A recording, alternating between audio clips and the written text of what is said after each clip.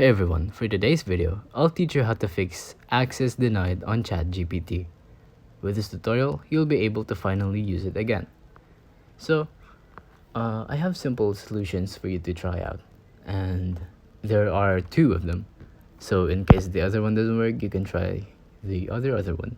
So the first one is just, if you use Safari, try downloading Google and see if that works, and if you use Google, try using Safari. And this doesn't work all the time, but I'm sure the next solution will work 100% of the time.